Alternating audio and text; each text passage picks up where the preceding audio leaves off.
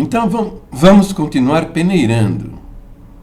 Vamos continuar peneirando o que este ancião está dizendo a estes índios que estão aqui. Veja, ele diz que esta é a última igreja de nossa vida, né? Última igreja de nossas vidas.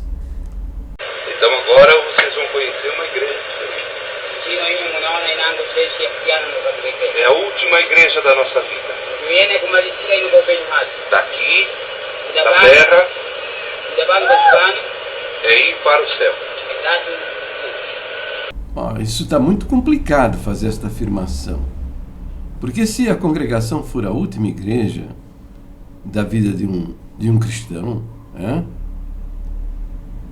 está mal, está muito mal. Por quê? A congregação está desviada de suas próprias doutrinas. Tá? Alguns crentes acham que isso é porque a igreja, o ministério recebeu novas luzes, foi iluminada por Deus e saiu do caminho errado, tal. De princípio, você deve tomar muito cuidado, viu? Quando você ouve estes anúncios de novas revelações, novas luzes, tal. Porque que nós temos visto, por exemplo, os adventistas tiveram lá novas luzes, né? Foram lá iluminados, né? O cara marcou o dia, o ano e o dia da volta do Senhor Jesus. E até hoje não veio. Aí remarcou. Entendeu? E o erro se perpetua.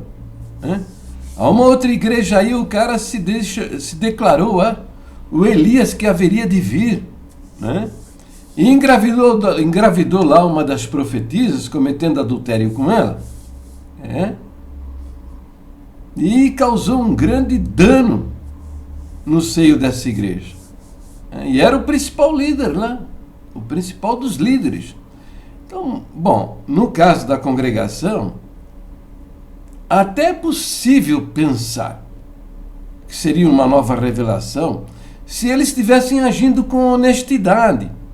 Ora, não acredita mais que a Bíblia é a palavra de Deus? Bom, decidiram isso como verdade? Então declara para o povo. Declara para o povo.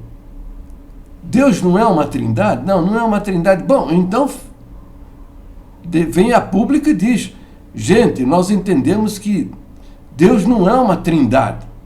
Por quê? Por causa disso. A Bíblia não é a infalível palavra de Deus. Por quê? Por causa disso. Entendeu? Jesus não é o Deus encarnado. Por quê? Por causa disso. A salvação não é pela fé. Por quê? Por causa disso. Mas não manter escondido. Porque esconder, eu sei muito bem quem é que gosta de esconder as coisas. Bom, então veja, ele está dizendo aí, né?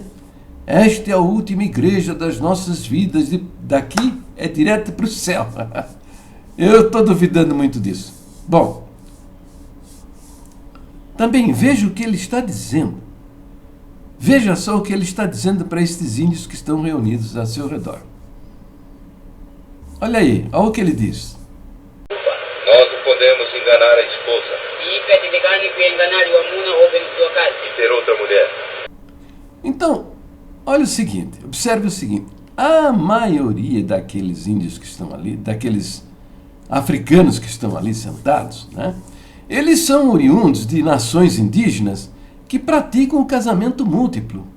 Então veja como esse ancião entende esse tipo de organização familiar. Veja como ele entende esse tipo de cultura. Nós não podemos enganar a esposa. Nós não podemos enganar a esposa. Nós não podemos enganar a esposa. Então, na cabeça dele, um homem ter várias mulheres é enganar as mulheres. Ele fala também em adultério. Não podemos enganar a esposa e ter outra mulher. Nós não podemos praticar o adultério. Adulterar, ter outras mulheres. é adulterar. O casamento múltiplo, o cara ter várias mulheres, está adulterando. Olha, esses casamentos, em muitas dessas sociedades, tem até uma cerimônia, tem uma festa. É o tipo da organização tribal. É da cultura deles. Não é adultério. Mas isso é um absurdo. Ele não leu lá no Velho Testamento que os judeus tinham uma cultura de ter várias mulheres? Moisés teve várias mulheres, Davi teve várias mulheres. Salomão foi o campeão, hein? Acho que são... Ele teve 900 mulheres. 900 mulheres. Então, a cultura que pratica o casamento múltiplo, de maneira nenhuma está enganando as mulheres. Agora veja, ele com essa pregação de que tem que ter uma mulher só, que evangelho maluco é esse? Que evangelho maluco é esse? Que em vez de solidificar, fortalecer a família, esse evangelho que ele está pregando desagrega, divide. É porque esses índios aí, se aceitarem a proposta da congregação neste molde, ele vai eleger uma mulher. Ele tem quatro ou cinco. Ele vai eleger uma. E as outras? E as outras? Com os seus filhos. Olha, o casamento múltiplo é um casamento onde há uma relação de amizade entre as mulheres. Elas convivem como se fossem irmãs, dividindo o mesmo homem. Mas quando você elege uma, vira guerra. Vai virar uma guerra terrível. Isso divide a família, gera o ódio, o desejo de vingança. Estas mulheres e seus filhos, revoltadas com esta situação, vão deixar crescer nos seus corações o ódio, o desejo de vingança. E tem mais um detalhe aí, ó. Vai atirar essas mulheres, muitas delas na prostituição. Aquelas que não ficarem deprimidas e se sentirem derrotadas pela situação em que foram colocadas, elas vão, muitas delas, para a prostituição, se envolver com outros homens, porque o sexo é como a fome, a sede, o desejo, o sono.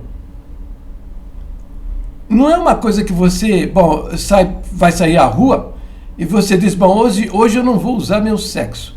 Eu vou guardar aqui na gaveta desse armário porque eu não vou usar meu sexo. Não, ele te acompanha. E ele vai se fazer presente nas situações mais inusitadas. A mulher é muito tranquila enquanto não conhece o homem. É muito tranquila? Não, ela também tem dificuldades. A mulher virgem também tem dificuldades. Porque quando ela vê um homem que lhe interessa, abrem-se as pupilas, os olhos brilham, elas sentem assim algo no seu corpo, como se fosse uma transformação, muda a voz, o timbre da voz muda, molha as calcinhas. Agora, uma mulher que conheceu o que é um homem, que já teve relações sexuais, é muito mais difícil ela se guardar, não se envolver com outros homens. E se envolver com outro homem der certo, entendeu? Ainda tudo bem, mas e se ela ficar passando de homem na mão de um, de outro? O que é isso? Você, com o evangelho, gerar uma situação semelhante a esta? Que absurdo! Que tipo de evangelho é esse que, em vez de solidificar e fortalecer uma família, ele desagrega a família? Vamos seguir com este vídeo na parte 2.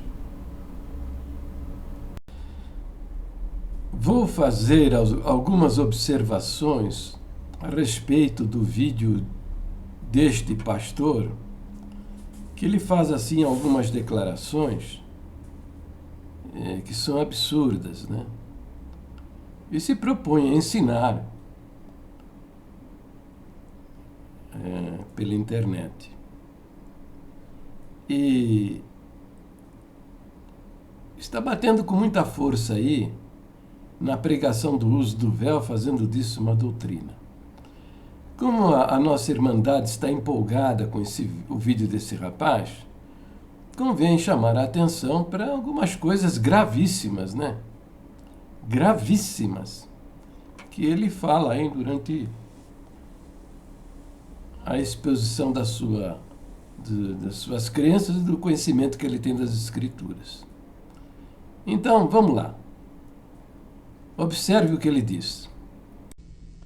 Mas quero que saibais que Cristo é a cabeça de todo o varão a cabeça da mulher, e Deus a cabeça de Cristo. Que revelação!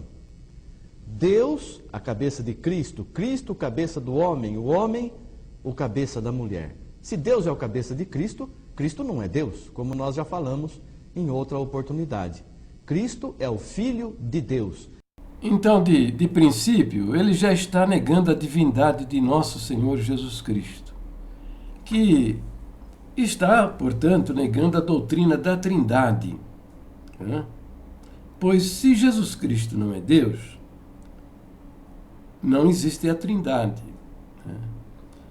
Muito embora a palavra Trindade não exista em toda a Bíblia nos apresenta a personalidade de Deus como sendo único, mas manifestou-se como três pessoas distintas: o Pai, o Filho e o Espírito Santo. Então veja, negar a Trindade é negar várias porções e versos das Escrituras Sagradas. Porque, notariamente, negar a divindade de Jesus Cristo. Se você quer saber onde se fundamenta a crença cristã na doutrina da Trindade, veja, ela não se fundamenta em Mateus 28, 19, que é o verso mais utilizado para fundamentar a Trindade. Mas ela não se fundamenta nesse verso. Esse verso é apenas um belo resumo do que a Bíblia nos apresenta em mais de 400 versos. Então, se você tem esta preocupação a respeito da Trindade, tem as suas dúvidas, será que isso é verdadeiro ou não? Será que Jesus Cristo é Deus ou não? O Espírito Santo é uma pessoa ou não? Se você tem estas dúvidas e quer conhecer o que a Bíblia diz a respeito disso, ora, vai nesse site aqui, e examine esse tópico, o tópico A Doutrina da Trindade. Recomendo também que você leia o livro Como Responder às Testemunhas de Jeová, de autoria do pastor Ezequias Soares da Silva. Adquira esse livro, faça a leitura, e você vai descobrir que estes argumentos usados por este pastor são crenças, argumentos semelhantes às das testemunhas de Jeová. E você vai compreender o que é a doutrina da Trindade e como ela é apresentada nas Escrituras Sagradas. E você vai encontrar lá quase 400 versos afirmando que Deus é um só, mas que se manifestou em três pessoas distintas, todas elas dizendo-se único, possuidores dos mesmos atributos e realizadores das mesmas ações. Então, fica claro que isto é um mistério, né? É um mistério compreender isto. Bom, o assunto não se esgota aí, em absoluto. O assunto não se esgota aí. A doutrina da Trindade tem muito mais outras fundamentações, né? Então, mas ele fala agora, falou aí que Jesus Cristo foi criado por Deus. Será que, mas analisando agora de uma maneira bem simples, né? Será que ele crê no primeiro capítulo do Evangelho de São João, que diz que no princípio era o Verbo estava com Deus e o Verbo era Deus. O Verbo é palavra. Se houve um tempo que Deus criou a palavra, isso significa que ele teve um tempo que ele era mudo. Tá? Então, numa consideração bem elementar, a gente já vê o grande paradoxo. Né? Capítulo 1 do Evangelho de João diz: no princípio era o Verbo estava com Deus e o Verbo era Deus. Depois, no verso 3, diz: todas as coisas foram feitas por intermédio dele, e sem ele, nada do que foi feito se fez. Lembrando lá a profecia de Isaías, né? Que diz: uma criança nos nasceu, um filho se nos deu, e o seu nome será Deus Forte, Pai da Eternidade. Não é verdade? Está lá. E no verso 14 do primeiro capítulo de João diz que o Verbo se fez carne e habitou entre nós.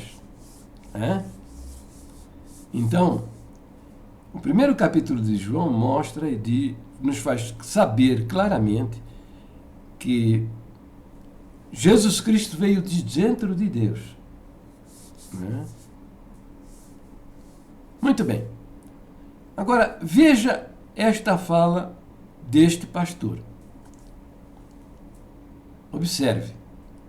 Em Cristo habitou a plenitude de Deus, a primeira criação de Deus. Observe agora o que ele diz, que em Cristo habitou a plenitude da divindade. Então, eu gostaria que ele informasse quando foi que em Cristo habitou a plenitude da divindade. Tá? Porque ele está usando o verbo no passado. Habitou. E eu gostaria de que ele me explicasse agora se ele crê na ressurreição, se Jesus está na glória de Deus. E como é que ele está lá? Vazio? É simplesmente um homem? Eu gostaria que ele esclarecesse para nós essas coisas. Ele está dizendo que habitou no passado a plenitude da divindade. E se nesse passado aí ele era Deus? E agora qual é a situação em que ele se encontra? Gostaria de saber. Outra coisa também, ele está dizendo que em Jesus Cristo habitou, quer dizer, no passado. Mas a Escritura não ensina isso. As Escrituras nos ensinam que em Jesus Cristo habita, presente do indicativo, habita a plenitude da divindade. Eu gostaria, sinceramente, que ele nos explicasse essas coisas aí. Deus, a cabeça de Cristo, Cristo, cabeça do homem, o homem, o cabeça da mulher. Se Deus é o cabeça de Cristo, Cristo não é Deus. Vou aproveitar para apresentar um pedaço, um trecho de um vídeo que eu ainda estou trabalhando, sabe? Mas a primeira parte dele já está quase pronta. Então eu vou apresentar esta primeira parte para refutar as afirmações desse nosso querido irmão e pastor evangélico. Veja, Gideão, aqui neste tópico, faz uma porção de perguntas, né? De fato, ele não acredita na doutrina da Trindade. Como o nosso ministério, né? Lá a liderança, eles não acreditam na doutrina da Trindade, porque eles negam a divindade de Jesus Cristo. Então, se negam a divindade de Jesus Cristo, ou eles acreditam numa dualidade, quer dizer, é Deus e o Espírito Santo, ou então é só Deus e não tem para mais ninguém. Muito bem. Muito embora a palavra Trindade não apareça na Bíblia, é o que a gente pode compreender ao examinar os versos das Escrituras. Olha, examine esse tópico aqui, ó. Tá vendo aqui, ó? A doutrina da Trindade. Vai até lá, veja verso por verso. E você vai ver que eles apresentam Deus como único, um só, se manifestando como três pessoas distintas. Pai, Filho e Espírito Santo. Todos eles dizendo-se únicos, declarando-se o Deus criador de todas as coisas, o Deus verdadeiro, responsáveis pelas mesmas ações, apresentando os mesmos atributos. Então, isso é o que significa a doutrina da Trindade, que está definida no nosso segundo ponto de doutrina, que diz: nós cremos que há um só Deus, vivente, verdadeiro, eterno e de infinito poder, Criador de todas as coisas, em cuja unidade há três pessoas distintas: o Pai, o Filho e o Espírito Santo. Então, esta é a nossa doutrina. A doutrina da Trindade. A grande dificuldade das pessoas em aceitarem a doutrina da Trindade reside na pessoa de Jesus Cristo. Porque negam, não conseguem compreender como pode um Deus criador de todas as coisas, sem ter fome. Como pode um Deus sentir sede? Como é possível que Deus se sinta cansado? Como explicar que Deus sinta aflição? Como explicar, entender que Deus se sinta desamparado?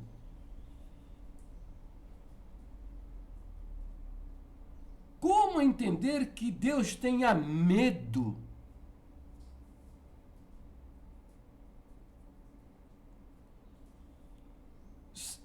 É isso que nós encontramos no testemunho de Jesus Cristo, na leitura dos evangelhos.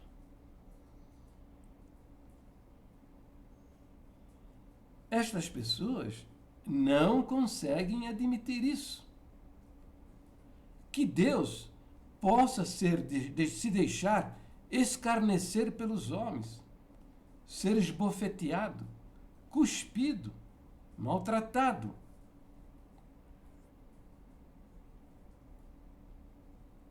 É o homem natural. Mas isto é não compreender a maneira como Deus nos apresenta a humanidade e a divindade de Jesus Cristo. Eu vou apresentar agora 3 versos que estão em Filipenses, capítulo 2, versículos 6, 7 e 8. E que diz assim, falando sobre Jesus Cristo, que, sendo em forma de Deus, não teve por usurpação ser igual a Deus, mas esvaziou-se a si mesmo, tomando a forma de servo, fazendo-se semelhante aos homens. E achado na forma de servo, de homem, humilhou-se a si mesmo, sendo obediente até a morte e morte de cruz. E achado na forma de homem, humilhou-se a si mesmo, sendo obediente até a morte e morte de cruz. Então veja, vamos observar, examinar a primeira frase dessa descrição a respeito da divindade e humanidade de Jesus Cristo. A primeira frase que diz, no verso 6, que sendo em forma de Deus. Que sendo em forma de Deus.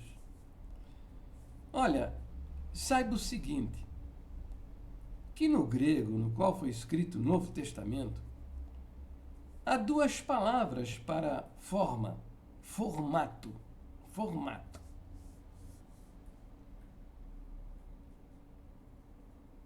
Morfê e esquema.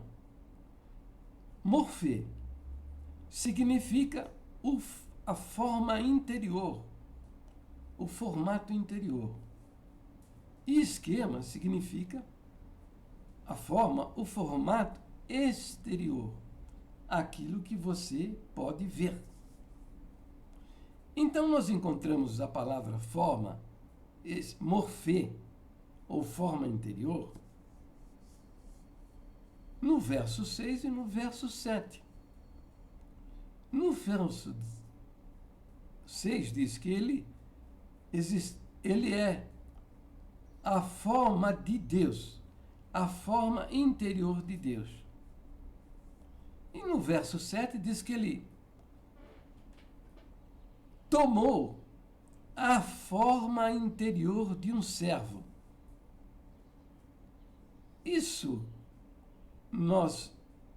é da nossa doutrina e se encontra no 3º ponto de doutrina a respeito da divindade e da humanidade de Jesus Cristo, que diz lá que ele tinha 2 naturezas, a natureza divina e a natureza humana.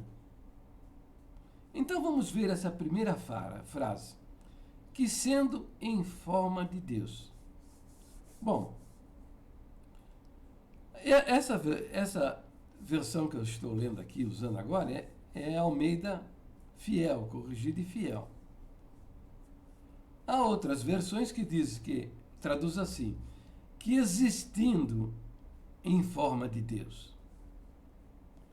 Há outras versões que dizem subsistindo na forma de Deus. Quer dizer, subsistindo é existir por si mesmo.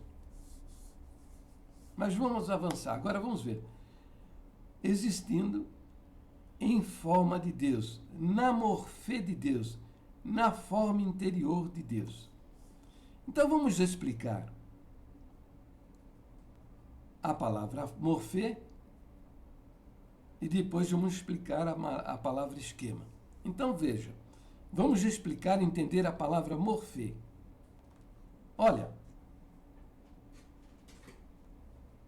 eu tenho aqui uma vasilha, tá? Um balde, né? Eu tenho aqui um balde. E eu tenho aqui uma vasilha, tá vendo aqui, ó? É uma vasilha, tá? O morfê desta vasilha está aqui dentro, tá? Está aqui dentro. Olha, vou abrir e vou mostrar para vocês o morfê desta vasilha. Quer dizer, o que está dentro desta vasilha. Olha aí, ó. Tá vendo, ó?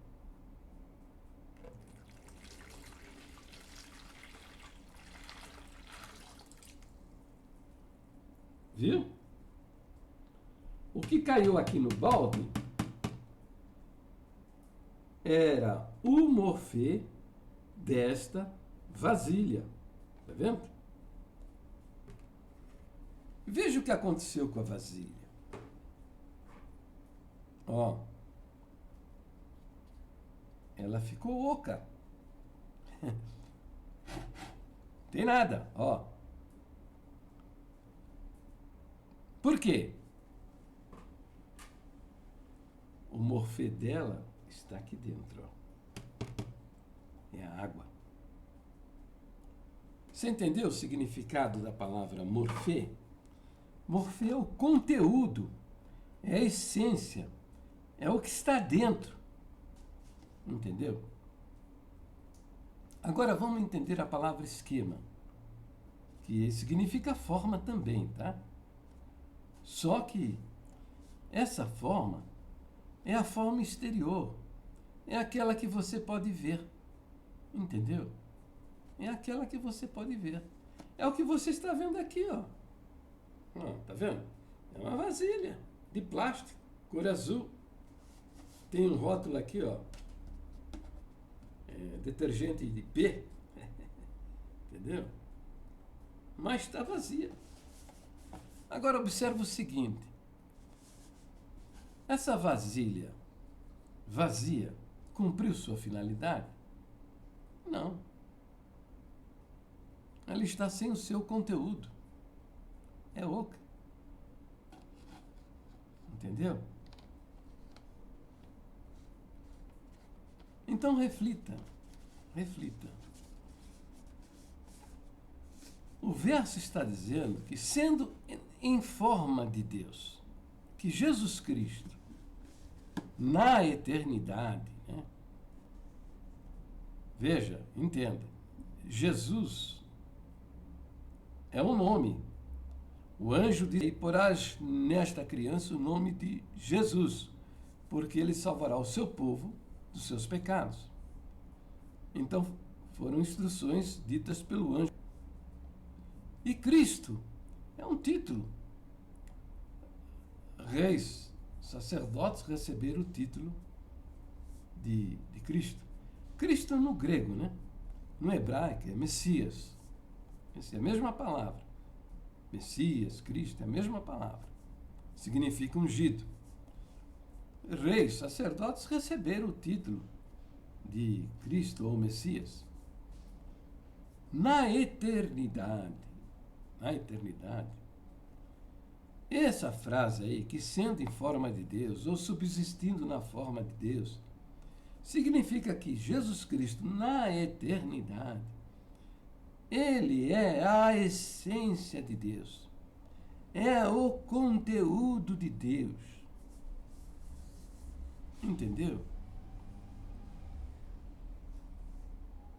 Então veja, assim como essa garrafa, essa vasilha, né, este esquema, que é aquilo que nós podemos ver, sem a sua essência, sem o seu morfê, o conteúdo, a essência, o que está dentro, perdeu a finalidade, não está completa na sua função. Assim Deus, sem o seu morfê, sem a sua essência, não existe. Não existe.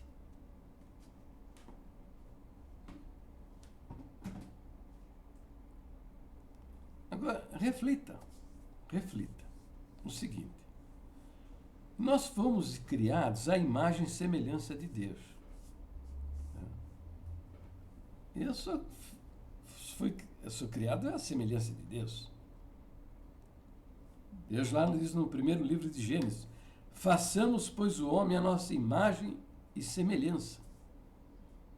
Ora, então eu tenho um morfê também. Eu tenho um esquema. Qual é meu esquema? É esse que você está vendo aí.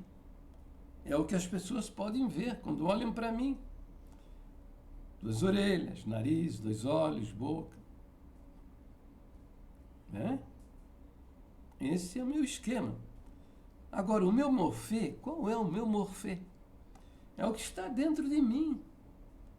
Eu tenho uma alma e um espírito. Então, o que acontece? O que acontece se você tirar o morfê do meu esquema? Se você tirar de mim o meu espírito, a minha alma,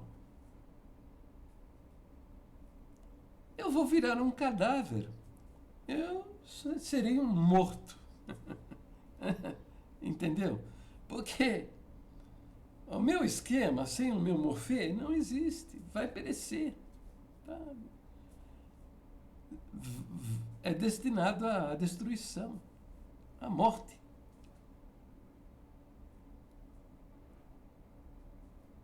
Com isso eu estou querendo dizer que o morfê de Deus, eu estou querendo dizer que Deus, sem o seu morfê, não existe, não sobrevive.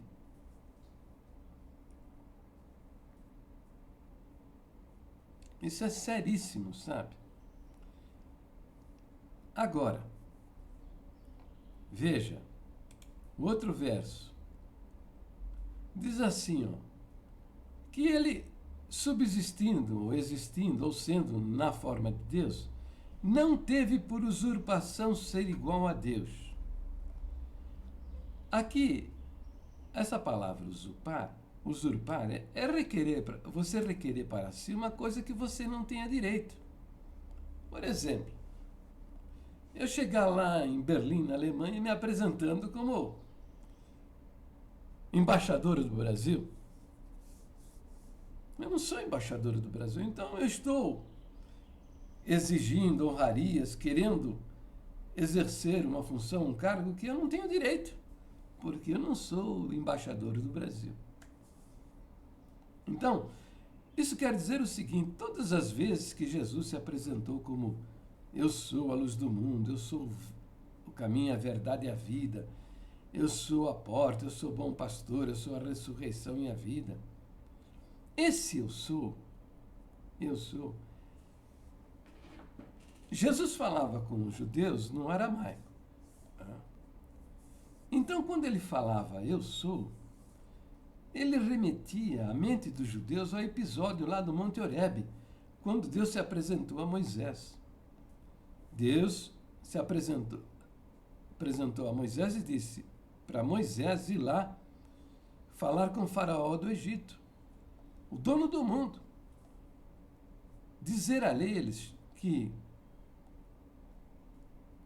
deixasse o povo de Israel adorá-lo no deserto. E Moisés ficou desesperado. Ele perguntou: eles vão perguntar teu nome, o que eu digo para eles? O que eu digo? Qual é o seu nome? E Deus disse: eu sou é o meu nome, eu sou o que sou.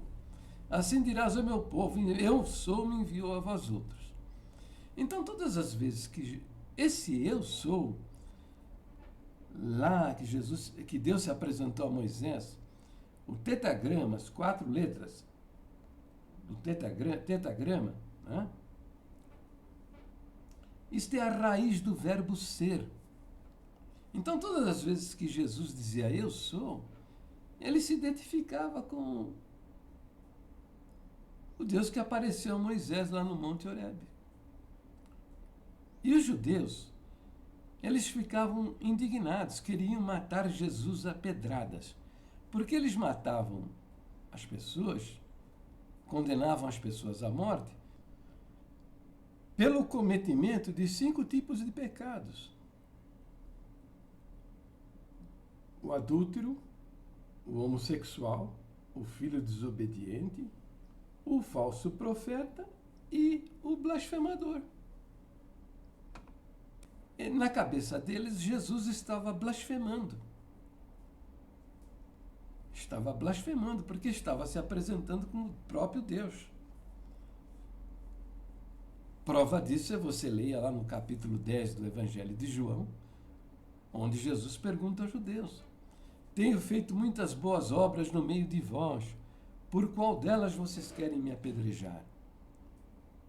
E eles responderam: não queremos te apedrejar por coisas boas que você tenha feito em nosso meio, mas porque você, sendo homem, se faz igual a Deus. Igual a Deus. Veja, eles não usaram a palavra semelhante a Deus. Eles usaram a palavra igual a Deus. Quer dizer, igual. Mesmo tamanho, mesma forma, mesma consistência, mesma cor, mesmo peso. É tudo igual. Ele foi morto, condenado à morte lá pelo tribunal eclesiástico, lá, o sumo sacerdote. Inquiriu ele, perguntou: fale-nos, diga-nos de uma vez, você é o Messias? Ou você é o Cristo? E ele assumiu que ele era o Messias, que ele era o Cristo. E o que disse o sumo sacerdote? Blasfemou, não precisamos mais de testemunhas. E condenaram Jesus à morte. Ele não foi morto a pedradas porque os judeus estavam debaixo do domínio do Império Romano. E o Império Romano matava os criminosos por crucificação. Entendeu? Então veja, Jesus está dito aí em Filipenses capítulo 2, que sendo em forma de Deus, todas as vezes que ele se apresentava como Deus, isto não era uma usurpação. Por quê? Porque de fato ele é o Deus verdadeiro, o Deus encarnado. É o que você consegue entender lá no Evangelho de João, no capítulo 1. No princípio era o Verbo estava com Deus, o Verbo era Deus. E o Verbo se fez carne e habitou entre nós.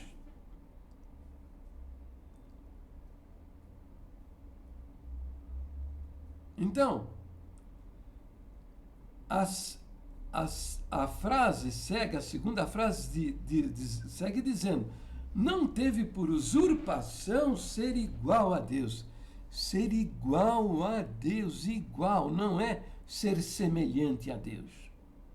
Jesus, na sua forma divina, na sua essência, como sendo a essência de Deus, ele era igual a Deus. Mesmo tamanho, mesma cor, mesma textura, mesmo formato, mesma essência, mesmo peso, é igual, não é semelhante.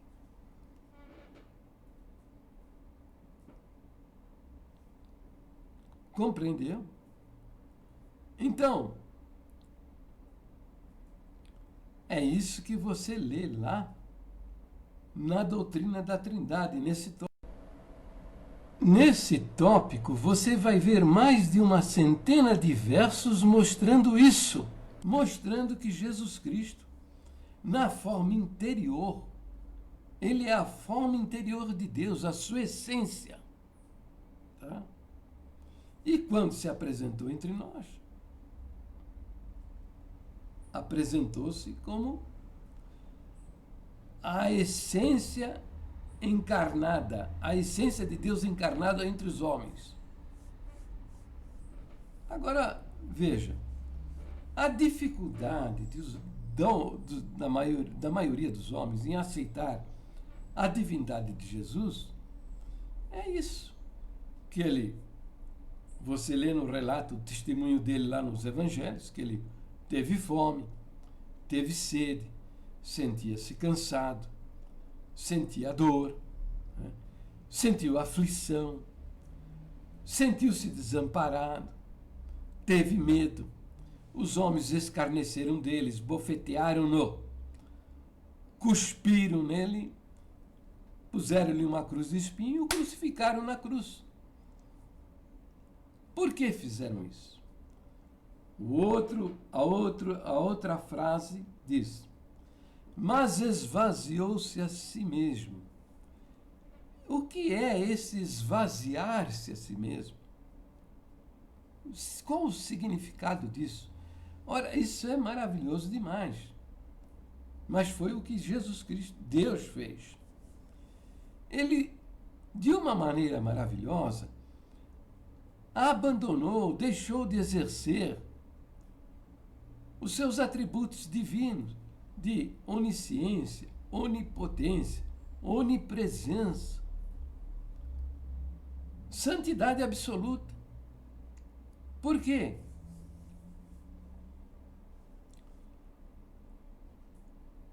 Para fazer-se semelhante aos homens, para fazer-se exatamente como você e como eu.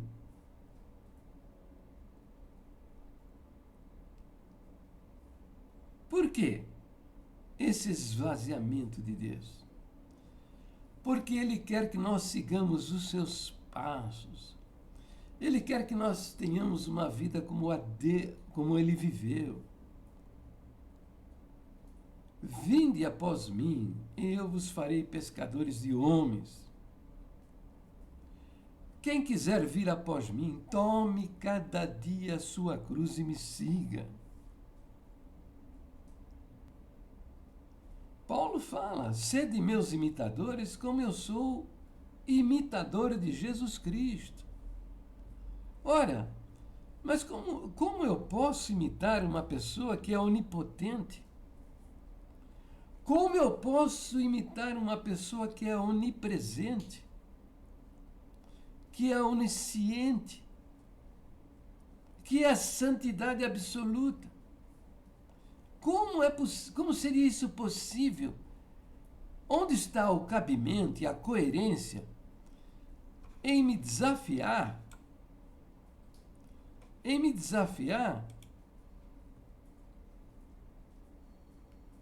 Se eu não tenho esses atributos e estas capacidades?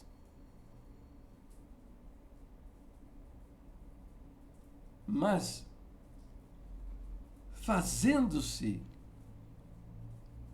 esvaziando-se a si mesmo e fazendo-se como nós, sujeito às mesmas fraquezas, às mesmas frustrações, as limitações, as mesmas dependências que nós. Então Ele nos desafia. Ele nos desafia a segui-lo. E imitá-lo. Vivendo na dependência do Espírito Santo. Foi isso que ele fez. Veja, o Espírito Santo o levou ao deserto para ser tentado. Ele venceu todas as coisas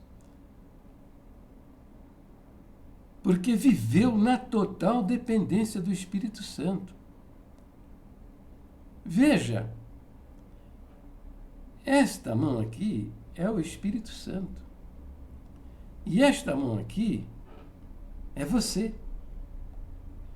Se você deixar o Espírito Santo governar a sua vida, o que você vai apresentar é amor, alegria, paz, benignidade, bondade, fidelidade, mansidão e domínio próprio. Estas virtudes maravilhosas do Espírito Santo de Deus, elas vão aparecer na sua vida na medida da necessidade. Se você se deixar guiar por Deus, vai aqui, vai ali, diga isto.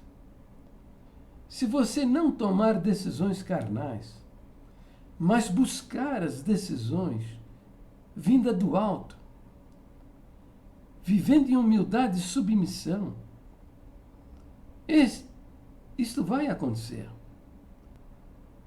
Se você fizer o contrário, quer dizer, a sua carne abafar o Espírito Santo, o resultado é diferente. O que vai aparecer são as manifestações da carne, que é prostituição, lascívia, idolatria, feitiçaria, inimizade, contenda, porfia, inveja, ciúmes. Por quê? Porque você não permitiu o Espírito de Deus controlar e dirigir a sua vida. Isso é um conflito. O Espírito controlando você e você não se submetendo ao Espírito Santo. Isso é um conflito. Mas se você se consagrar, se submeter, se humilhar, você vai viver uma vida uma vida espiritual vitoriosa e triunfante. É para isto que ele te deu exemplo e te mostrou, com o seu próprio exemplo, aquilo que você deve fazer, buscar fazer na sua vida cristã. Está lá. Gálatas capítulo 5, versículo 22. Leia lá. É para esta vida que ele te desafia, para ser um instrumento de Deus nas suas mãos. Então veja, mas esvaziou-se a si mesmo. E agora diz, tomando a forma de servo.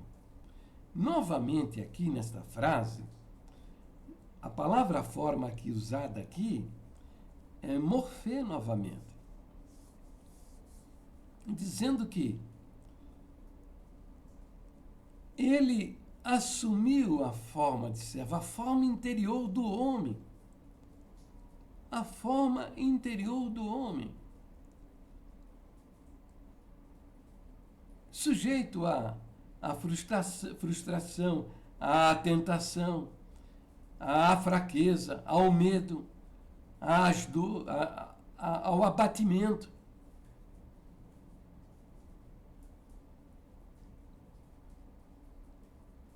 Fazendo-se semelhante aos homens. Olha, aqui veja bem. Jesus ao assumir a forma interior do homem, ele se fez semelhante aos homens, porque é assim que nós somos. É assim que nós somos. Nós temos frustração, nós temos temores, nós temos abatimento, nós sentimos tristeza, nós sentimos alegria. Sentimos-nos derrotados, fracassados. Então, nós vivemos todas estas alternâncias de emoção. Esse é o homem, somos assim. Então, ele se fez semelhante a nós como um homem verdadeiro. É isso que nós encontramos no terceiro ponto de doutrina. O nosso terceiro ponto de doutrina diz o seguinte: nós cremos que Jesus Cristo, o Filho de Deus, é a palavra feito carne, havendo assumido uma natureza humana no ventre de Maria Virgem, possuindo ele, por conseguinte, duas naturezas: a natureza divina e a natureza humana. Por isso é chamado verdadeiro Deus e verdadeiro homem. E é o único Salvador, pois sofreu a morte por culpa de todos os homens.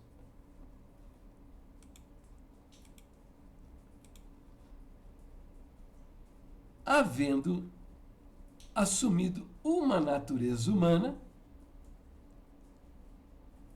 que é a morfê do ser humano, né?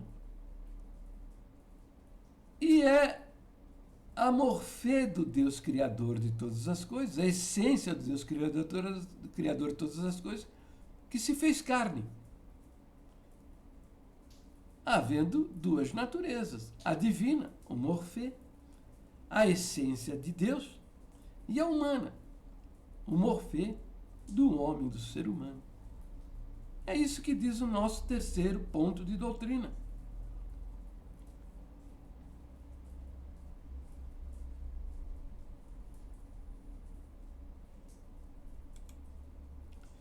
E segue dizendo, ó, o verso 8. E diz assim, ó, a última frase: fazendo-se semelhante aos homens. Então veja, aqui está dizendo que Jesus Cristo, na sua encarnação, ele não se fez igual aos homens. Não se fez igual aos homens. Ele se fez semelhante aos homens. Igual, ele é igual a Deus. Mas aos homens, ele é semelhante aos homens. Então veja, ele não pode ser igual a você, porque você não é igual a mim. Eu não sou o seu igual, eu sou o seu semelhante. E o verso 8 dizendo: e achado na forma de homem. Agora veja bem, novamente aparece aqui a palavra forma. E achado na forma de homem. Só que essa palavra forma já não é morfê. Já não é morfê. A palavra aqui é esquema. Esquema. É aquilo que eu mostrei para vocês. Está vendo aqui a vasilha? É o esquema dessa vasilha. É o exterior. Qual é o meu esquema? É isso que você está vendo aí. É essa cara que você está vendo aí. Esse é o meu esquema. Então aqui, o verso 8 está dizendo que ele, achado no esquema de homem, na forma de homem, aquilo que os homens podiam ver nas suas ações, na sua conduta, na sua maneira de viver, como um homem, humilhou-se a si mesmo. Então, esta é a humilhação de Deus, que o próprio Deus se fez homem e se colocou na condição de servo. A palavra servo aqui é escravo. E é escravo, aquele escravo da pior condição no meio da sociedade. Humilhou-se a si mesmo, assumindo a forma de servo, na forma de escravo. A palavra aqui para servo aqui, tomando a forma de servo, esse servo aqui, tá? É essa palavra aqui, e significa escravo na pior condição dentro da sociedade humana. Então, esta é a humilhação de Deus, que humilhou-se a si mesmo, renunciando os seus atributos divinos para sofrer todas as coisas que nós sofremos como seres humanos. E obedeceu, se submeteu isso em obediência até a morte, e morte de cruz. Agora, nós lemos nos evangelhos, ele mesmo declarou: sou filho de Deus, sou filho de Deus, sou filho de Deus. E o máximo que esse nosso ministério acredita a respeito de Jesus é que ele conseguiu ser filho de Deus. Só até aí. Mas ele é muito mais do que isso, é o próprio Deus encarnado. Mas é filho de Deus por quê? Porque foi um espermatozoide, porque foi um zigoto, né? Foi um espermatozoide que fecundou um óvulo de Maria, e foi um zigoto, foi um feto, foi um bebê, foi uma criança e se fez homem entre nós. Para a nossa salvação, era necessário, para satisfazer a justiça divina, era necessário que ele se fizesse, um homem perfeito, E esse homem perfeito só poderia ser o próprio Deus encarnado. Por isso ele veio ao mundo e se fez homem, para cumprir na cruz satisfazer a justiça divina.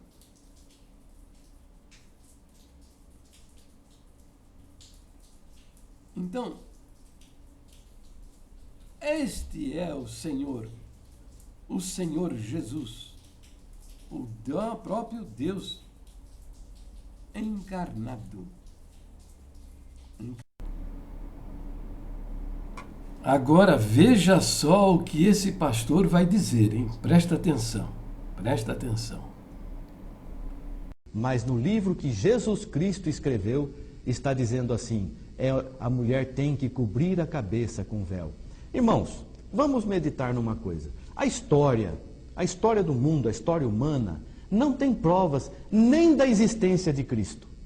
Não tem prova, irmãos. Você pode procurar em qualquer época, de qualquer historiador, de qualquer livraria, você não vai encontrar evidências da existência de Cristo. Acharam um barco lá não sei onde e dizem que pode ser dos apóstolos. Acharam um pedaço de uma madeira que estava no Monte Ararat que pode ser da cruz de Cristo. Isso tudo é especulação. A história não prova que Cristo existiu. Recomendo esse nosso querido pastor se informar mais, sabe? Procurar se informar. Procure a literatura de Flávio Joséfo. É um historiador hebreu. Inclusive, ele foi contemporâneo de Jesus Cristo. Ele viu Jesus com seus próprios olhos. Viu? E ele dá testemunho de Jesus Cristo no seu livro A História dos Hebreus. Eu estou lendo agora o livro escrito por Eusébio de Cesareia, que viveu lá por volta do ano 300 depois de Cristo. Eusébio de Cesareia fala também de Joséfo como escritor, historiador hebreu. Caso você duvide também da existência de Flávio Joséfo. Tem aí o livro que dá testemunho de Flávio Joséfo, escrito por Eusébio de Cesareia. Tá bom? Eusébio de Cesareia escreveu a primeira história do cristianismo primitivo. É muito importante que você leia, sabe? Para se informar. Tá? E no seu relato, no seu livro, Eusébio de Cesareia, fala de textos, menciona textos escritos lá dos primitivos irmãos, os crentes líderes da igreja primitiva, que estiveram bem presentes, bem próximo dos fatos, dos episódios relatados no Novo Testamento, nos Evangelhos, que falam de Jesus Cristo. Meu querido, você diz que não há provas da existência de Jesus? Olha, guardado nos museus do mundo, lá no Vaticano, há mais de 22 mil fragmentos, pedaços, partes, às vezes documentos inteiros, de cópias. São mais de 22 mil cópias de cartas, trechos do Evangelho, fragmentos do Evangelho. Como é possível produzir tanta coisa em cima da existência de um homem que não existiu? Onde é que você está com a cabeça, meu querido? Olha, de Homero, que escreveu a Ilíada e a Odisseia, há apenas 5 cópias. Você duvida da existência de Homero? Só 5 cópias. Ninguém duvida da existência de Homero. A respeito da pessoa de Jesus Cristo, há mais de 22.000 cópias, muitas delas do primeiro século. E você fica falando esta asneira tão grande?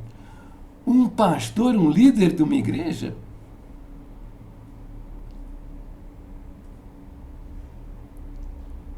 Caramba, hein? O cristianismo dos nossos dias está mal, muito mal mesmo.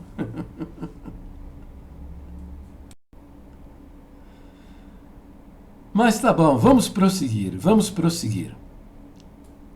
Essa mesma história que não prova a existência de Cristo está dizendo que lá em Coríntio as prostitutas raspavam o cabelo e as mulheres de respeito não. Isso é um absurdo, irmãos. Vamos ficar com a palavra de Deus. Não vamos ficar com o que o homem diz, não. Vamos obedecer Jesus.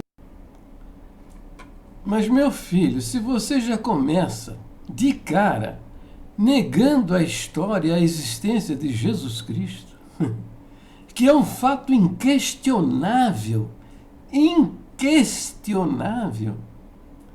agora você duvida aí de que a cultura na época, na igreja, na cidade de Corinto,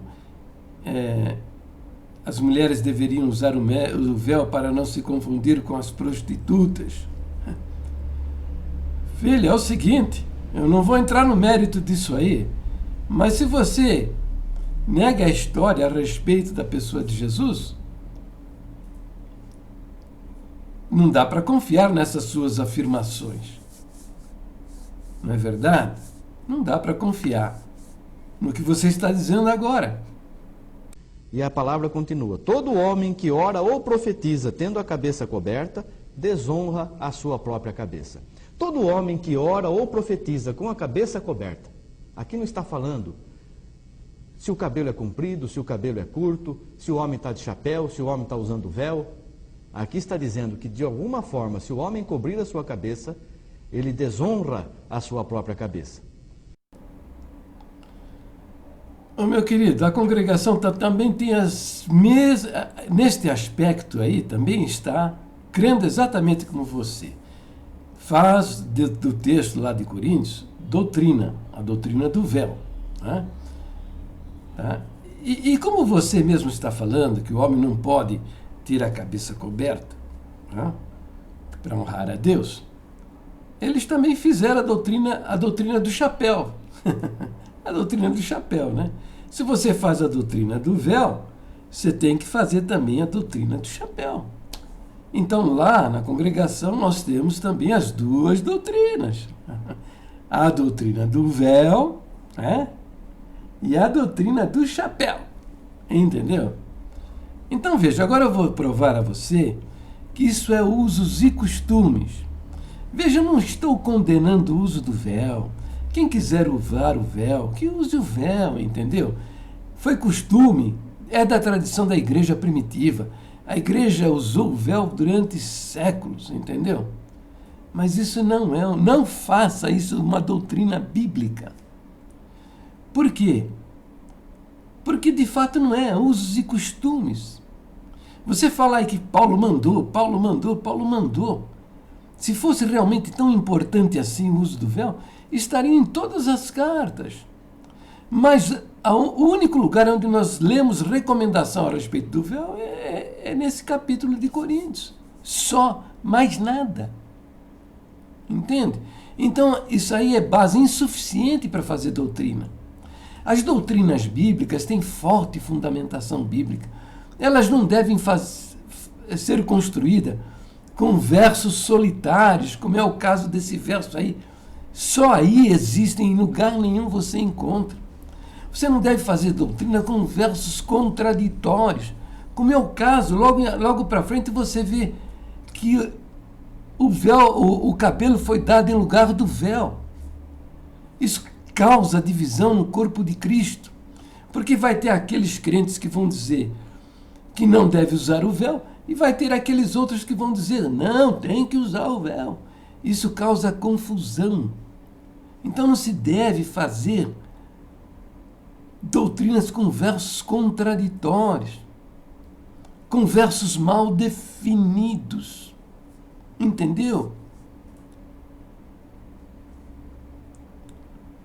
Agora, você ter o véu no seio da igreja, cultivar isso como prática cristã, como ensinamento, como orientação, até como mandamento, sabe? Eu estou forçando um pouco, sabe?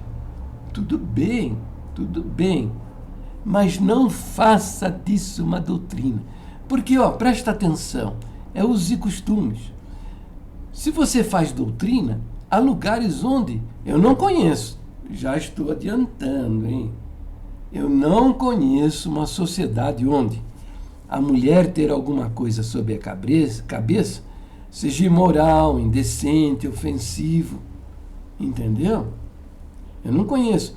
Mas a respeito do homem ter a cabeça coberta, eu conheço uma sociedade. São os judeus. É da tradição, é da cultura deles que o homem, para honrar Deus, precisa ter a cabeça coberta. Eles usam lá uns chapeuzinhos assim, chamados solidel ou kippá.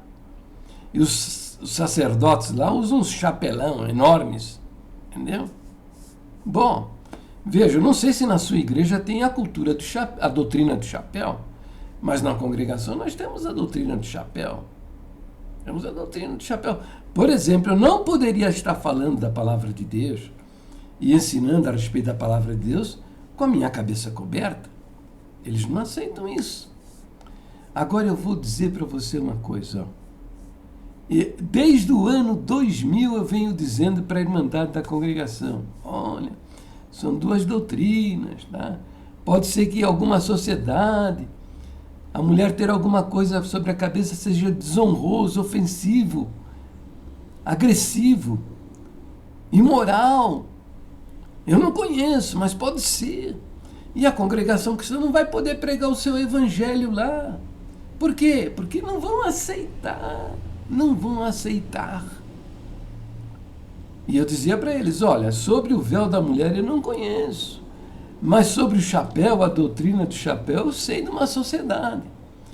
Que são os judeus. Se um dia a congregação cristã for levar a sua doutrina lá para Jerusalém, vai ser problema. Por quê? Lógico, aqui no Brasil, expulsaram os judeus. Eu sei lá na cidade, no bairro de Bonfim, lá em Curitiba, o ancião mandou um judeu sentar, porque ele queria testemunhar com a cabeça coberta. Humilhou o homem em público. Entendeu? E isso deve ter acontecido muitas vezes em várias partes do país, como talvez tenha acontecido até na sua igreja aí. Talvez você tenha a doutrina do chapéu também. E se entrar um judeu com chapelão aí na sua igreja, você pode dizer para ele, aqui não permitimos isso. A pessoa participar do culto com a cabeça coberta. Eu não sei como é que é vocês aí, mas pode ser. Na congregação é desse jeito. Eu dizia, como é que vai fazer a congregação para se estabelecer lá em Jerusalém, lá em Israel? Entre um judeu com chapelão lá, ou com o kippá, manda ele sair, humilha um homem desse. Olha, presta atenção. Os judeus não têm ódio do Cristo histórico. Esse aí que você lê na sua Bíblia. Porque para eles, esse Jesus aí é um farsante, é um falso Messias, como já houve centenas na história de Israel. Eles têm ódio do Cristo das igrejas, sabe? Porque o Cristo pregado pelas igrejas que são preconceituosos, orgulhosos, fanáticos religiosos, querem impor usos e costumes na vida das pessoas. Não pode ter barbicha, não pode ter bigode de enrolar, não pode ter bandagem, não pode usar camiseta regata, não pode usar bermuda, não pode usar, a mulher não pode usar calça feminina, não pode usar blusa sem manga, não pode cortar a ponta do cabelo, não pode, é um monte de não pode, entendeu? E fica preconceituosamente fazendo juízo sobre a vida, a fé e o testemunho das pessoas. Então, isso não é o Evangelho, entendeu? Bom, vou chamar você a atenção um detalhe. Em 2005, a congregação foi se estabelecer lá em Israel, lá em Jerusalém. E depois de 6 meses, a construção já estava alta, o exército de Israel, a tropa, a força que guarda as fronteiras de Israel, foi lá e botou tudo no chão. E ameaçaram os irmãos que estavam construindo o templo lá, ameaçaram de morte. Ficou todo mundo quietinho, não abriram um bico, sabe? 2 meses depois, não satisfeito, voltaram lá e destruíram tudo. Sabe por quê? Quer saber por quê? Eu não tenho como provar isso, sabe? Mas quando a congregação quis se estabelecer lá em Jerusalém, imediatamente o Mossad, o Serviço Secreto de Israel, acionou agentes secretos que estão aqui no Brasil para saber quem é a congregação, quem é essa liderança, saber o que eles acreditam, o que eles vão pregar lá em Jerusalém, entendeu? Porque eles têm medo de agentes inimigos infiltrados dentro do país para promover atentados. A melhor maneira de você saber qual é a nossa doutrina, o que acreditamos, é assim filtrar no meio da irmandade, da congregação, assistir culto. Expulsaram lá. Deve ter expulsado os judeus lá dentro da igreja, ou pelo menos humilhado em público, chegar o pastor, o diácono, o ancião, do lado do agente do Mossad e dizer, meu amigo, aqui não permitimos a pessoa participar do culto com a cabeça coberta. Se o senhor quer participar de um culto aqui conosco, o senhor tira a sua cobertura. E o judeu lá, o agente do Mossad, deve ter respondido, meu amigo, é o seguinte, eu entendo na minha cultura milenar, que para eu honrar a Deus eu preciso ter minha cabeça coberta. Aí deve ter sido expulso da igreja. Falou, não sei o que, se você não quer tirar sua cobertura, ponha-se fora daqui. O agente do Mossad meteu lá no relatório, mandou lá para Jerusalém. O general que comanda o Mossad deve ter lido isso aí e falou, e eles vão aqui construir aqui no Brasil, em Jerusalém, vão fazer um templo para pregar a religião deles? Eu vou mostrar para essa gente quem é que manda. E foram lá, botaram tudo no chão, e 2 meses depois voltaram a maltratar os irmãos, e ficaram todos eles de boca fios. Hoje se reúne lá numa salinha, tem 12 a 20 pessoas nos cultos, né? Perto da porta de Haifa. Mas se entrar um judeu com a cabeça coberta, eles vão ficar quietinho. Por que não deu certo lá em Jerusalém? Eles enrolaram a tenda e voltaram para o Brasil. Acabou o negócio de fazer igreja lá em Jerusalém. Por quê? Porque isso é usos e costumes. Usos e costumes não tem nada a ver com o Evangelho. Evangelho é dizer ao pecador que ele é uma alma perdida e que Deus, no seu infinito amor, veio ao mundo e pagou na cruz do Calvário o preço da nossa salvação. Isso é o Evangelho. O resto é o resto. Tá? Agora eu vou passar um vídeo para você ver as fotografias que documentam isso daí, viu? Veja esse vídeo aí. E assim, e isso feito, eu encerro aqui minhas ponderações a respeito do vídeo desse nosso querido pastor. Fica com Deus, tá? Eu te amo. Eu quero o seu crescimento e que você melhore a sua compreensão da palavra de Deus. Aliás, até eu vou orar a seu respeito, viu? Vou orar a seu respeito. Veja o vídeo aí, veja.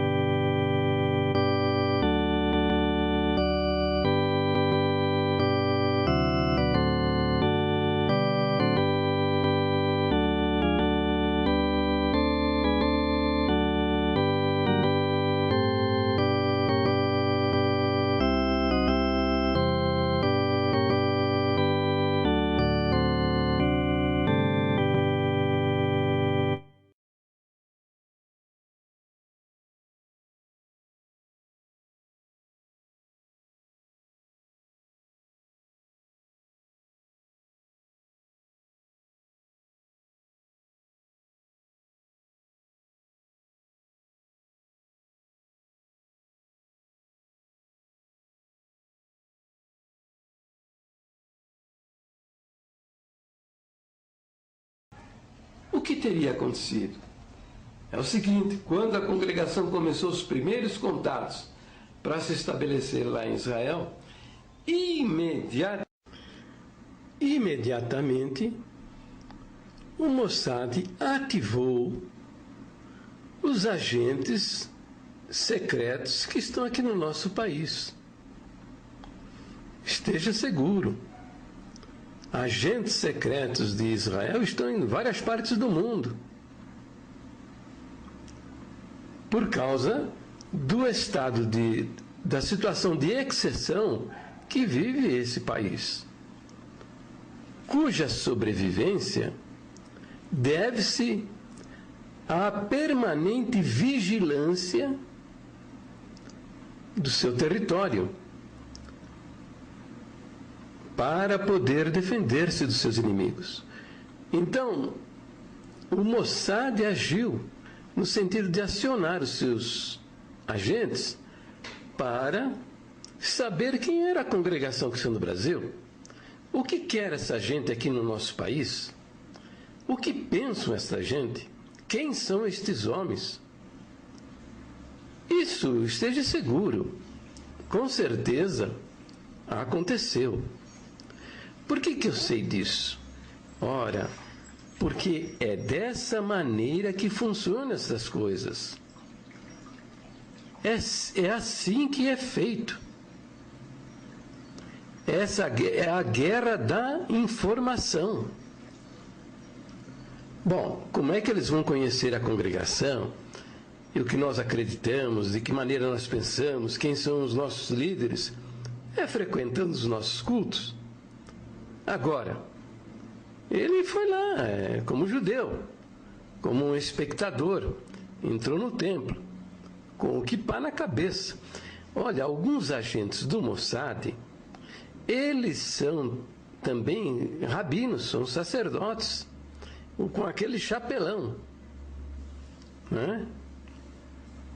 E deve ter acontecido, como aconteceu com o judeu Saulo Charabe, na igreja do Bonfim, lá em Curitiba, que foi humilhado em público porque estava com a cabeça coberta.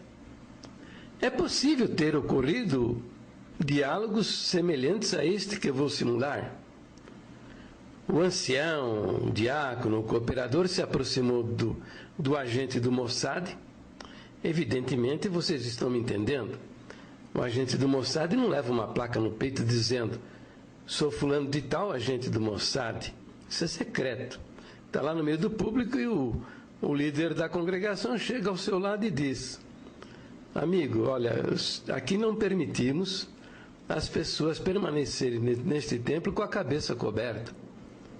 E ele deve ter dito: meu amigo, eu sou judeu, isso é da minha cultura, o uso dessa cobertura é da minha tradição, da tradição do meu país, é também da minha religião, é da minha fé. Eu acredito que para honrar a Deus, esteja em qualquer lugar que for, eu devo ter a minha cabeça coberta. E ele deve ter ouvido do líder da congregação esta resposta, mais ou menos isso.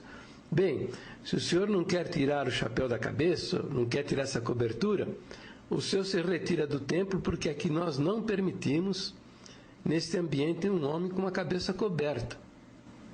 Entendeu? E ele meteu no relatório, mandou lá para o Mossad, lá de Jerusalém. Ora, a princípio, quando analisei estas coisas que ocorreram com a congregação na construção do templo lá em Jerusalém, eu pensei que eventos semelhantes a este que eu estou imaginando aqui precisaria ter ocorrido muitas vezes. Não, mas nada disso. Basta um só evento como esse para resultar em coisas como essa. Você quer saber por quê? Porque eles são muito fanáticos, mas muito mais fanáticos do que nós somos a respeito das nossas crenças. A prova está em que, durante 2000 anos, esta nação viveu sem terra, sem um pedaço de terra para se chamar de seu, de sua pátria, seu lugar, e sobreviveu. 2000 anos espalhado no meio das nações, sendo perseguidos e maltratados, e sobreviveram. Você sabe por quê? Por causa da cultura, por causa da tradição, por causa da religião. Então, basta só um relato desses aí, na mão de um general lá do Mossad, o cara deve ter lido uma coisa dessa e falando assim: ah, é? Eu vou mostrar para essa gente que aqui quem manda somos nós. E foi lá, mandou soldados, contratores, botou tudo no chão e maltratou todo mundo. Entendeu? Então é isso. Então a congregação fracassou em Israel. Em 2008, eles depois que destruíram o templo de alvenaria, fizeram uma tenda lá, construíram uma tenda, e em 2008 enrolaram essa tenda e vieram embora para o Brasil. Chega de Israel, chega de Jerusalém. Por quê? Ora, pergunta para um desses anciãos, por que eles não continuaram lá em Israel? Ele vai dizer: você está louco, camarada? Aqueles homens lá não tiram o chapéu da cabeça nem para dormir. Como é que nós vamos pregar o evangelho para essa gente? Eu tenho um relato escrito, cuja autoria eu não vou revelar para não causar desabores.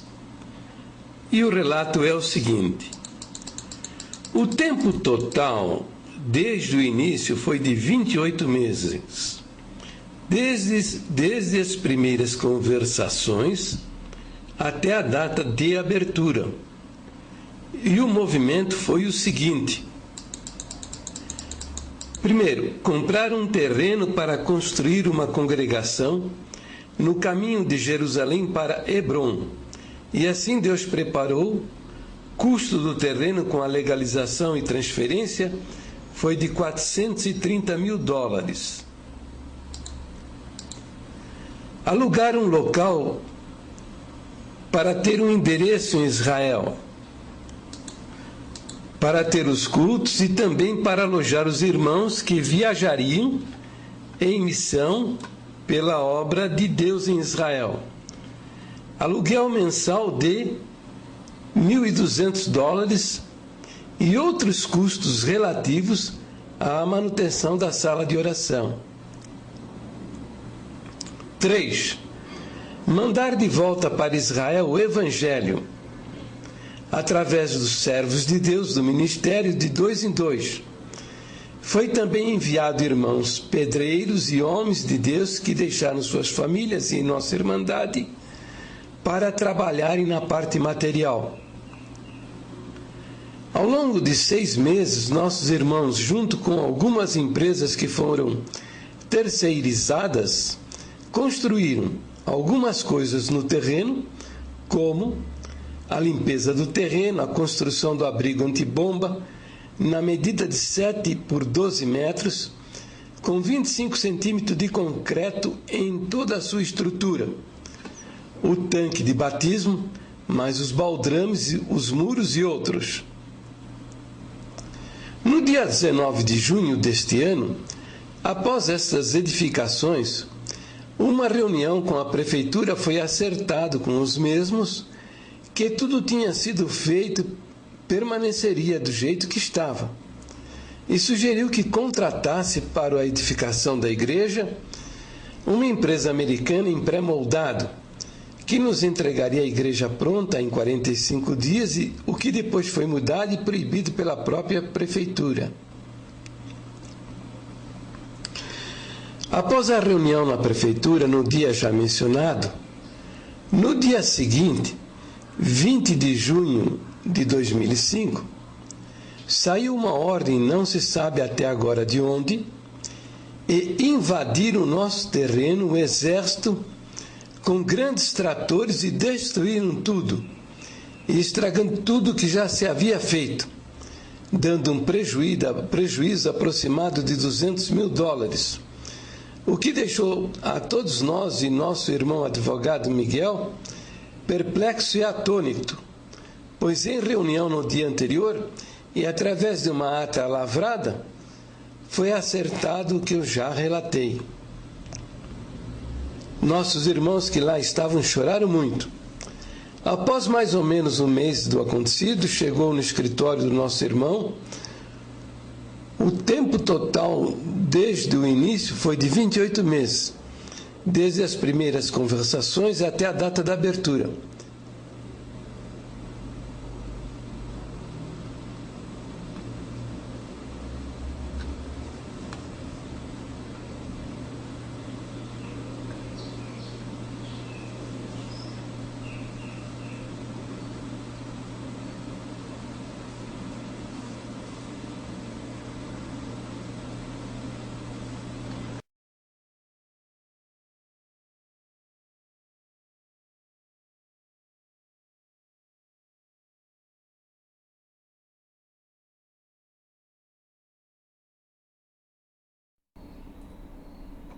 Bom, meu querido pastor, eu fiz este vídeo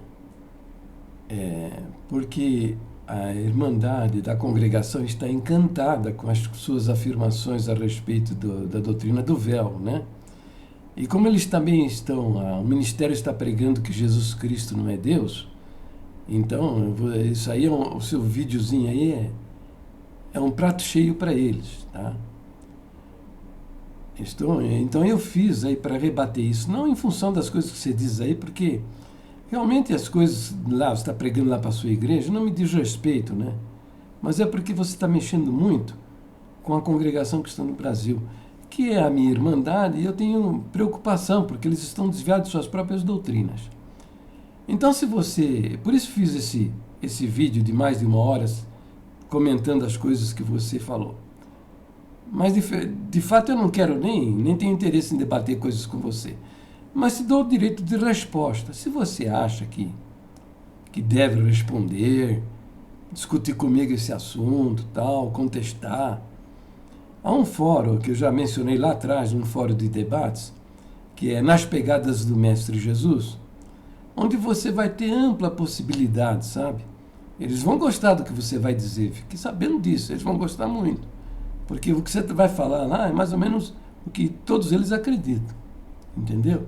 Lá eu sou o patinho feio, que depois virou cisne. Eu, na glória de Deus, eu vou virar um cisne. Tá? Mas aqui no meio deles eu sou um patinho feio. Sou rejeitado por causa das coisas que eu afirmo. Então, você vai lá, você vai ser bem recebido, eles vão gostar, apoiar as coisas que você vai dizer ou que você vai escrever. Você vai poder pôr vídeos por fotografias. Você vai poder escrever um livro se você quiser. É um fórum de debate com todos os recursos. Não só recursos audiovisuais, como também de texto. Tem recursos lá que eu não vejo nem no Word, que é o melhor editor do mundo. Eu não vejo. Pode ser que o Word contenha coisas assim, eu não conheço. Então vai lá, me conteste e tal, sem problema, tá? Procure o tópico A Doutrina do Véu. A Doutrina do Véu. Ou então, resposta a um ardoroso defensor da doutrina do véu. Me conteste lá, tal, exponha seus pensamentos, as suas afirmações e vamos conversar, tá bom? Eu não me furto a conversar com você, mas quero que você faça neste fórum, porque é o fórum que eu entendo adequado para os meus propósitos. Né? Eu não quero ficar debatendo aí na internet, porque aqui na internet se apresenta muita gente que não tem nada a ver, sabe? Lá sim você vai poder conversar comigo, trocar ideia comigo, e eu vou aprender com você. Eu entendo que você tem muito para contribuir com a minha educação e com a minha formação espiritual, sabe? Porque eu sou um Zé Ninguém, eu mal conheço a Bíblia, tá? Não sou formado em teologia, não sou nada, sou um curioso orando a Deus, querendo saber mais. Tá bom? Fica com Deus. Tchau. Vamos continuar. Mas toda mulher que ora ou profetiza com a cabeça descoberta, desonra a sua própria cabeça, porque é como se estivesse rapada. A mulher que ora ou profetiza sem cobrir a cabeça, desonra a si mesma, porque é como se tivesse a cabeça raspada. Aqui não está dizendo que a mulher está com a cabeça raspada. Mas se a mulher orar ou profetizar sem colocar uma cobertura, ela está em desonra perante Deus. Versículo 6 nos diz: portanto, se a mulher não se cobre com véu, tosquie-se também. Mas se para a mulher é coisa indecente tosquiar-se ou rapar-se, que ponha o véu. Esse é o versículo 6. Nós vamos ler o versículo 6 nessa tradução do original grego hebraico, que diz assim: portanto, se a mulher não se cobre com véu, tosquie-se também. Se, porém, para a mulher é vergonhoso ser tosquiada ou rapada, cubra-se com véu. É uma outra forma de dizer a mesma coisa. O que está dizendo aqui? Se a mulher não colocar o véu, então você pode raspar a cabeça, pode raspar o cabelo, porque é assim que você está perante Deus. Você está desonrada. Mas se colocar o véu, está honrada. Aqui não está falando de cabelo, está falando sobre cobrir a cabeça com véu. Vamos continuar no versículo 7.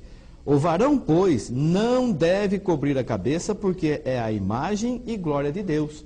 Mas a mulher é a glória do varão.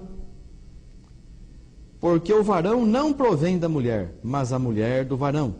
Porque também o varão não foi criado por causa da mulher, mas a mulher por causa do varão. Portanto, a mulher deve ter sobre a cabeça sinal de poderio por causa dos anjos. A mulher deve ter sobre a sua cabeça sinal de poderio por causa dos anjos. Os anjos são os mensageiros de Deus. Sejam anjos, seres espirituais, sejam anjos, homens, que são mensageiros de Deus. No versículo 10 da tradução do original grego-hebraico, a palavra diz: portanto, a mulher deve trazer sobre a cabeça um sinal de submissão por causa dos anjos.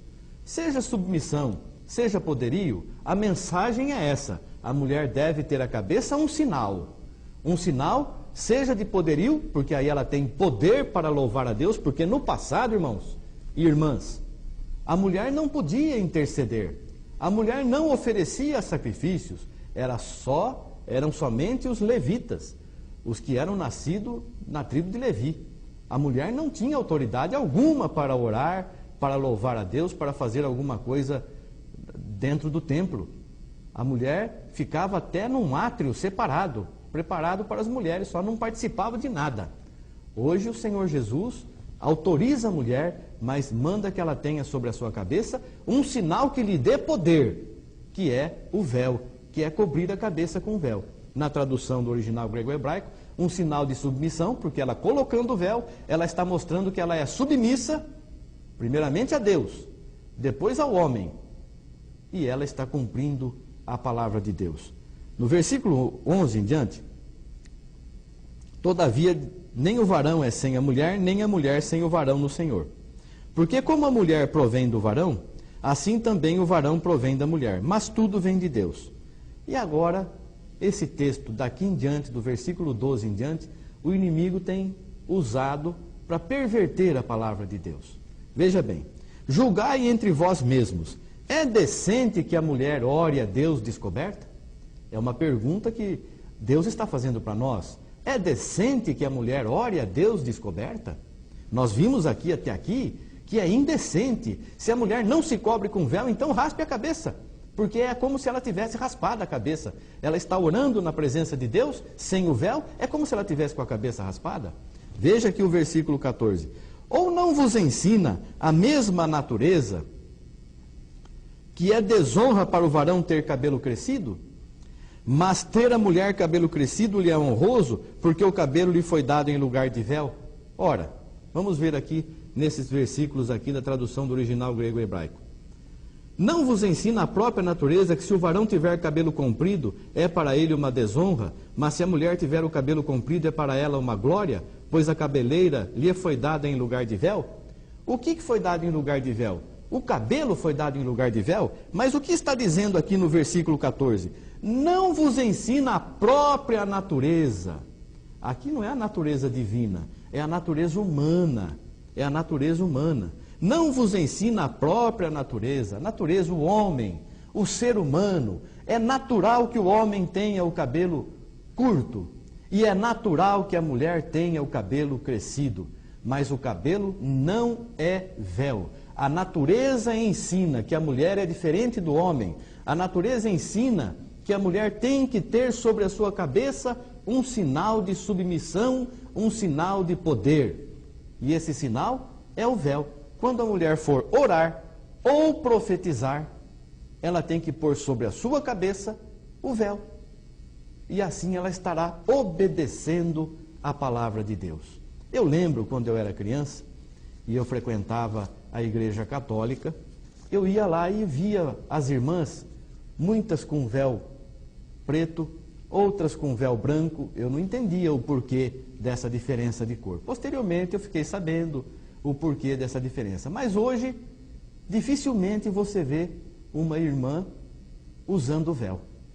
É difícil ver uma mulher usando véu. Os varões, os homens, quando estão falando de Deus, principalmente os mais antigos, e vai dar graças a Deus porque vai chover, ou porque choveu, ou porque está recebendo alguma bênção de Deus, rapidamente tira o chapéu da sua cabeça, graças a Deus, porque é uma oração. E ele aprendeu lá no passado, há muitos anos atrás, que o homem não pode ter a cabeça coberta quando estiver na presença de Deus. Por isso que o homem tira o chapéu, por isso que o homem não põe o véu, por isso que o homem não põe túnica, não põe nada na sua cabeça, porque é desonra para o varão. Porque se o cabelo fosse véu, eu ainda tenho véu, porque eu ainda tenho cabelo, embora já em alguma idade, mas graças a Deus está aqui, pela vontade de Deus, mas não é véu. Se eu deixar crescer um pouquinho, eu vou ficar indecente. As pessoas vão dizer, o pastor Eugênio, com uma cabeleira horrível. Por quê? Não precisa ser da igreja para falar isso. Qualquer pessoa do mundo vai dizer isso. Que é indecente um homem ter um cabelo tão comprido assim. Teve uma época que era moda, todo mundo usava. Mas isso é indecente perante Deus, porque a própria natureza diz, a mulher é honroso ter o cabelo crescido. Não é proibido cortar, pode cortar o cabelo. Ela tem que ter o cabelo crescido, diferente do cabelo do homem. E o homem tem que ter o cabelo curto, diferente do cabelo da mulher. Isso é a palavra de Deus, é o ensinamento de Deus. E eu vou pedir para você, minha irmã, você, meu irmão, façam prova de Deus. Deus vela pela sua palavra para cumprir. Você na tua casa, no segredo do teu quarto, irmã, você quando for orar, não precisa contar para todo mundo que vai fazer isso. Você lá no teu quarto, no cantinho teu lá, você pega um pano, dobra o teu joelho, põe na tua cabeça e ore a Deus com a cabeça coberta. E peça para Deus: Senhor, me dá realmente um sinal de que isso é a tua vontade. Você vai ver Deus falar no teu coração, você vai ver Deus presente ao teu lado, você vai sentir o poder de Deus na tua vida. Você não deve se preocupar com o que as pessoas vão dizer. Nossa, mas aquela irmã lá começou a usar véu, o que é isso? Aqui na igreja, na nossa igreja ninguém aceita. Mas você não pode viver a fé dos outros, não. Você tem que viver a tua fé. E se o Espírito Santo está batendo agora no teu coração, na tua vida, ouça a voz do Espírito Santo. Não endureça o teu coração como no tempo da provocação lá no passado, que milhares morreram no deserto. Vamos fazer a vontade de Deus, vamos nos obedecer à palavra de Deus. Aqui está muito claro, muito explicado. O versículo 16 diz assim: mas se alguém quiser ser contencioso, nós não temos tal costume, nem as igrejas de Deus. Nós não vamos ficar contendendo com você. Você faça conforme a tua vontade, mas você ouviu a verdade.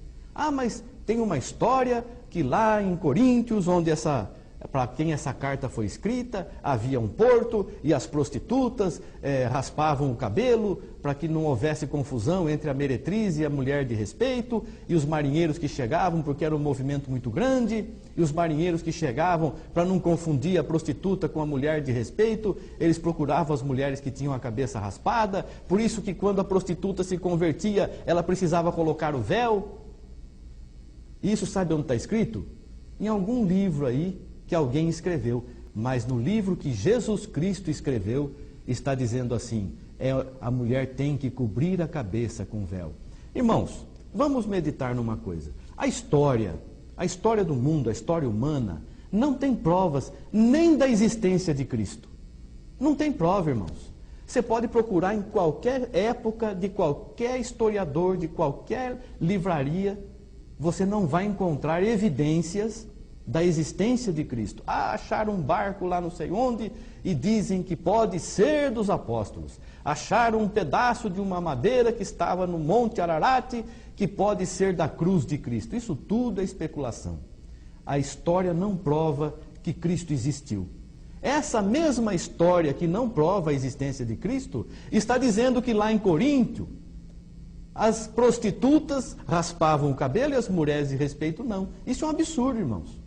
Vamos ficar com a palavra de Deus. Não vamos ficar com o que o homem diz, não. Vamos obedecer Jesus para sermos abençoados. Faça a prova de Deus, a palavra diz. Cumpra a minha vontade e faça a prova de mim. Lá no Velho Testamento mandava dar o dízimo. Hoje nós vemos que o dízimo não é necessário. Nós temos que cumprir o que Deus colocar no nosso coração, porque nós vivemos por fé. E por fé a irmã vai colocar o véu, para agradar a Deus, não é a mim, não é para entrar para a minha igreja. Eu não morri, não tem igreja. Quem tem igreja, quem tem noiva é Jesus. Ele que morreu e derramou o sangue dela por essa noiva que ele comprou com o sangue dele. Então respeite esse sangue derramado em teu favor. Irmã, cubra com véu e assim busque a face do Senhor. Não julgue quem não cobre. E também não julgue quem não corta o cabelo ou quem desponta o cabelo. Isso tudo é vaidade, assim como é vaidade eu raspar a minha barba, o pastor da tua igreja raspar a barba. É tudo vaidade. Mas no que nós podemos, nós vamos deixando a vaidade de lado.